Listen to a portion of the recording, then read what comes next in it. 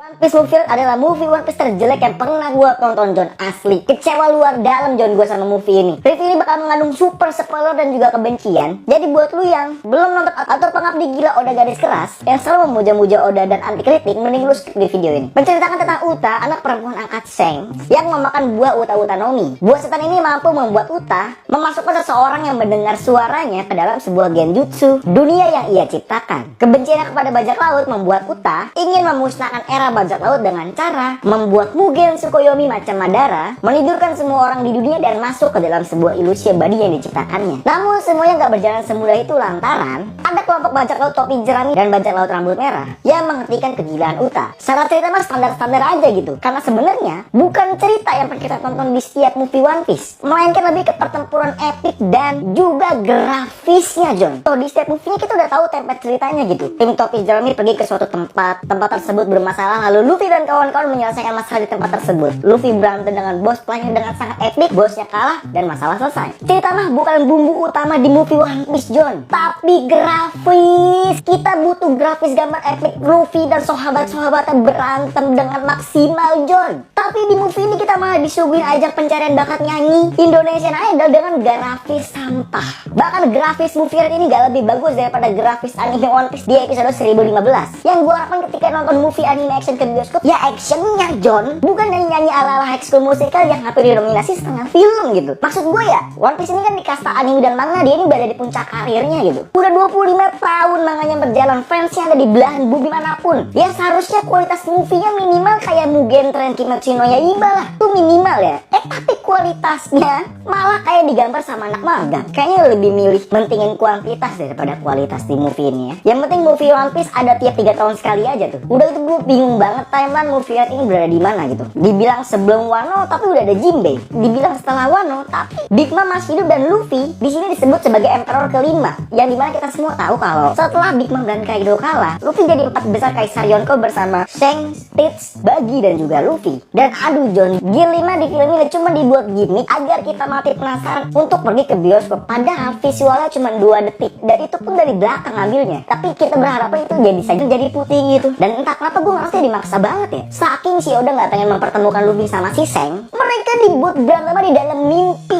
Tuntutan fans yang pengen ngeliat Luffy di berantem sama si Seng terkabul tapi dengan cara yang tidak kita harapkan. John, gue kasih tau dulu ya, gue di sini bukan ngomainin One Piece-nya, gue di sini ngomainin movie-nya. Gue mah suka-suka aja sama One Piece. Umur gue 24 tahun dan gue ngikutin One Piece dari gue kelas 3 SD. Hampir seumur hidup gue laluin dengan nonton One Piece, John. Jadi menurut gue lu ya nyembah-nyembah si Oda secara berlebihan lah. Pada kenyataannya filmnya emang jelek, John. Ini kan film bukan manga. Kerjasamanya sama banyak orang dan ada sutradaranya juga di sini. Oda berprofesi sebagai pemilik IP, tapi tidak dengan filmnya. Goro Taniguchi sutradara film ini yang memegang kunci dari film ini. Ya nilaian subjektif ya, tapi kalau lu bandingin sama movie One Piece sebelum-sebelumnya, Tempest Gold atau Stoneworld, lu pasti setuju sih sama apa yang gue bilang. Buat anime mencapai 1000 episode lebih, sayangnya movie-nya malah dibuat asal-asalan.